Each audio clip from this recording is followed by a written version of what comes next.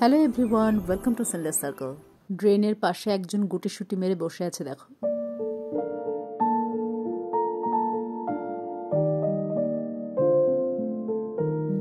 এরা আসলে 3 ভাই বোন। দুজন এক জায়গায় থাকে সবসময় ড্রেনের পাশে আরেকটা জায়গাতে, আর একজন সবসময় সিঙ্গেল, আলাদা। রাস্তায় যেতে আসতে এদেরকে অনেকবার দেখেছি আমি, এদের মা বাবাকে কখনো দেখিনি। তার উপর আবার যে লোকটার বাড়ির সামনে এদেরকে দেখি আমি প্রায়, সেই লোকটা বাড়ির সীমানাতে এদেরকে দেখলেই তাড়া করে। সেটা দেখে না আরও বাজে লাগে। আর যতবার বিস্কুট কিনে আমি দিতে গেছি ততবার ব্যাটারা ভয়ে ছুটে পালিয়েছে আমাকে দেখে। শুধু ভয় লাগে না খেতে পেয়ে মরে না যায়।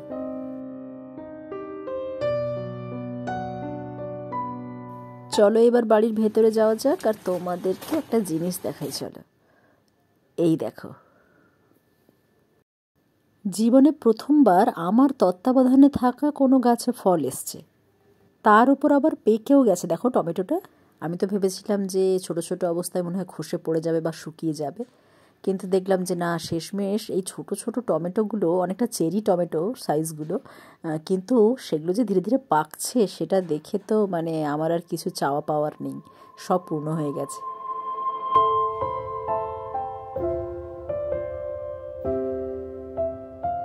বাড়িতে থাকা সবকটা গাছের সাথে এটা নতুন আবার অ্যাড হয়েছে। ভাইয়ের জন্মদিনে এটা গিফট হিসেবে বাড়িতে এসছে। তবে আজকের আমি প্ল্যান করেছি, জানো তো, যে এই যে টমেটো গাছটার যে প্রথম ফল যেটা পেকেছে, এটা না আমি খাবো না। যেরকম গাছের প্রথম ফল ঈশ্বরকে উৎসর্গ করা হয়, তেমনি কথায় আছে না যে মানুষের মধ্যে ঈশ্বর থাকেন। তো আমার মনে হয় এই গাছটা যেহেতু আমি মানে দান হিসেবে পেয়েছি মাটির সাথে, মানে এর দানাটা ফ্রি পেয়েছি, যেটা অমিয়র থেকে এসছে, তাই আমি ভেবেছি এই প্রথম ফলটা আমি অমিয়কেই ডেডিকেট করব। আর তার সাথে একটা ক্যাডবেরিও থাকবে, কারণ অমিয় আমাকে মাটি দিয়েছে, সেখান থেকে আবার একটা জাদুমন্ত্র দিয়ে গাছও জন্মেছে। সেই জন্য অমিয় আর বর্ণালীর জন্য আমার তরফ থেকে এটা রইল।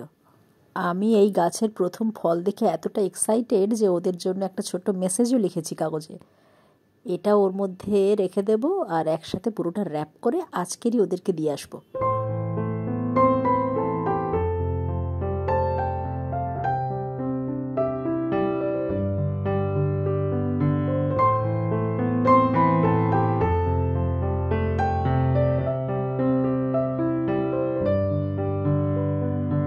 আমি মনে করি জীবনের ছোট ছোট মুহূর্ত না ধরে রাখাটা ভীষণই ইম্পর্ট্যান্ট, কারণ সেগুলোই একসময় সব থেকে বড় স্মৃতিতে পরিণত হয়। আপাতত অমিয়র বাড়িতে পৌঁছে গেছি, আর অমিয় এখন খুব ব্যস্ত। অমিয়র লাউ গাছগুলো যেগুলো লাগিয়েছিল তাতে বেশ কয়েকটা লাউ হয়েছে, এখন লাউ তোলাতেও ব্যস্ত রয়েছে, আর তার সাথে লাউ গাছের একটু পরিচর্যাও করছে।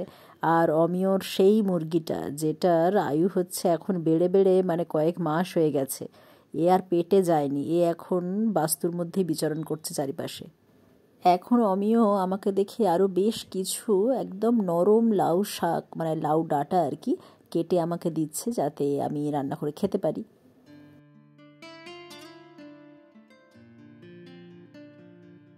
দিতে এলাম গিফট, অথচ কত কি আমি নিজেই পাচ্ছি। এই লাউটাও আমাকে নিয়ে যেতে হবে।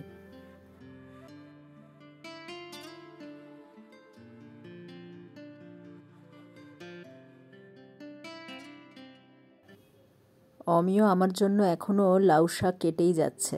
এই সুযোগে বাগানের অন্য দিকটা একটু ঘুরে আসি, চলো।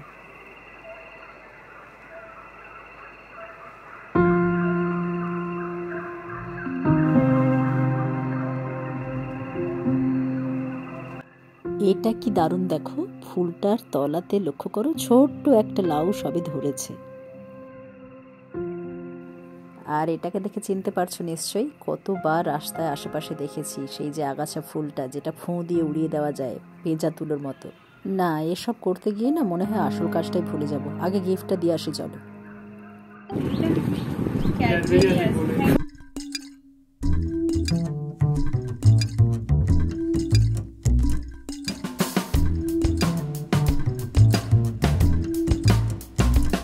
ওদিকে গিফট দেবো কি, এদিকে বন্ধুরা সব চেঁচিয়ে বলে কি না মাছের পচা গন্ধ করছে। কোথায় না জানালার একটা পাশে আটকে রয়েছে, ওই দেখো অত দূরে পুকুর, আর এখানে মাছ, তাও আবার মরে পড়ে আছে, শুকনো হয়ে গেছে আধা।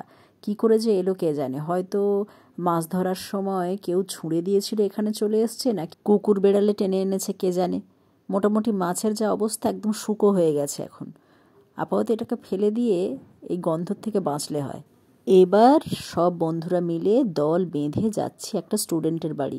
আজকে সারাদিনে না এই কাজটা সব থেকে বেশি ইম্পর্টেন্ট আছে।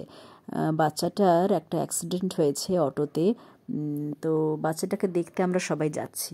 গ্রামের পথ ধরে এক ঝাঁক বন্ধু মিলে একসাথে কোনো একটা জায়গায় যাওয়ার মজাই আলাদা। সেই সুযোগে তোমরাও গ্রামের এই পরিবেশটা একটু দেখে নাও।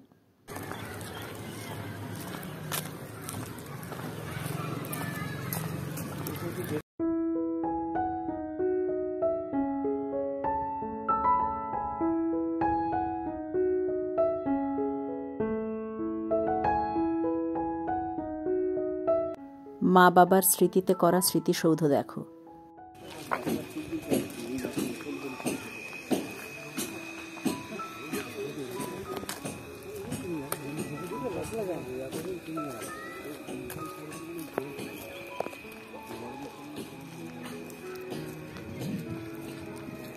আমরা যেভাবে সেনাবাহিনী সাজিয়ে যাচ্ছি না, যে কেউ দেখলে ভয় পেয়ে যাবে।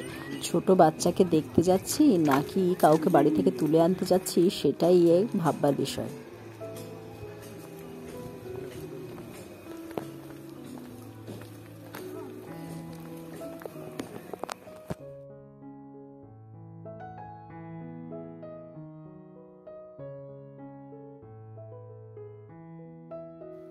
যাকে দেখতে এসেছি তার ছোট্ট বোন দেখো, বাচ্চাটি এখন সবার মধ্যমণি হয়ে উঠেছে।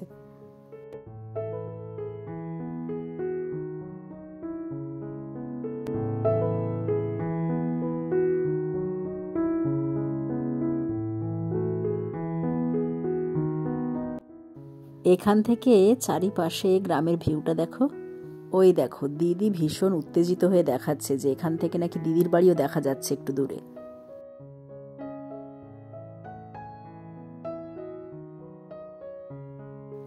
আমি আর বড়দি এখান থেকেই দেখে যাচ্ছি সবটা।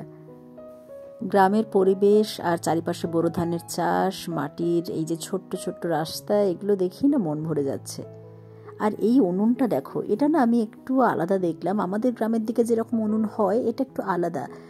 দেখো এর আবার না 2-3 জায়গাতে ছোট ছোট কাট আপ জায়গা আছে যেখান দিয়ে অতিরিক্ত ধোঁয়াটা খুব সহজে বেরিয়ে যায়, ফলে হাঁড়ির তলায় কালিও কম পড়ে আর আগুনও খুব ভালো জ্বলে আর কি। আমি এদিকে মাটির উনুন দেখছি আর আমার বন্ধু বান্ধবরা সব সেখানে কি করেছে বলো তো, নারকেল গাছে একজনকে তুলে দিয়েছে, বলে কিনা ডাব খাবো। নারকেল গাছটা 5 বছরের গাছ, কিন্তু এই ছোট গাছ বেশ কিছু ডাব হয়েছে দেখলাম। আর বন্ধু বান্ধবরা তো বলে যে সবাই একটা করে নিয়ে যাব। ইতিমধ্যে কিন্তু আমাদের সেই ছোট বাচ্চাটিকে দেখে নেওয়া হয়েছে যার অ্যাক্সিডেন্ট হয়েছে। তার তো অবস্থা এখন খুবই সিরিয়াস, সেই জন্য ভিডিওতে দেখালাম না, কারণ ওটা তোলাটা ঠিক হতো না। বাচ্চাটির বাবা মায়েরও আপত্তি থাকতো হয়তো, সেজন্য আমি আর রিস্ক নিয়ে ওটা তুললাম না। তবে বাচ্চাটি এখন অনেকটাই বিপদমুক্ত আছে দেখে আমরা খুব স্বস্তি পেয়েছি। সেই জন্যই তো ফেরার পথে সবাই 1-2 করে ডাব হাতে করে নিয়ে যাচ্ছে, যাতে ওইগুলো খেয়ে শরীর ঠান্ডা করবে, মন ঠান্ডা করবে।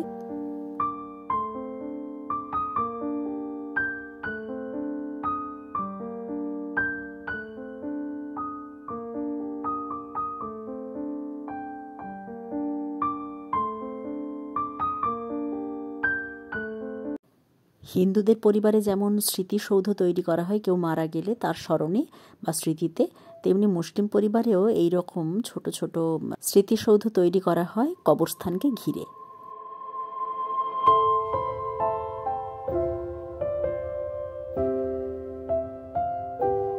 পুকুরের জলে যেগুলো পড়ে আছে এগুলো কিন্তু পাতা নয়, এগুলো সব সজনে ফুল। ওই যে সজনে গাছ, ওখান থেকে ঝরে ঝরে পুরো পুকুরটা ভর্তি হয়ে গেছে দেখো। এদিকে বন্ধুরা আমার ভীষণ ব্যস্ত ডাব খেতে, কোন দিক থেকে ডাবটাকে কাটবে এখন সেটাই চিন্তা চলছে। সবাই কি খুশি দেখেছ?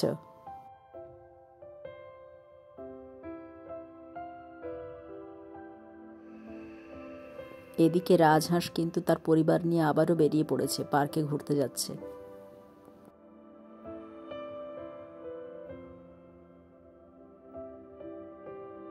আজকের এই ভিডিও তোমাদের কেমন লাগলো অবশ্যই কমেন্ট করে জানিও। আজকে ভিডিও এখানেই শেষ করছি। নেক্সট ভিডিওতে আবারও দেখা হবে। Thanks for watching.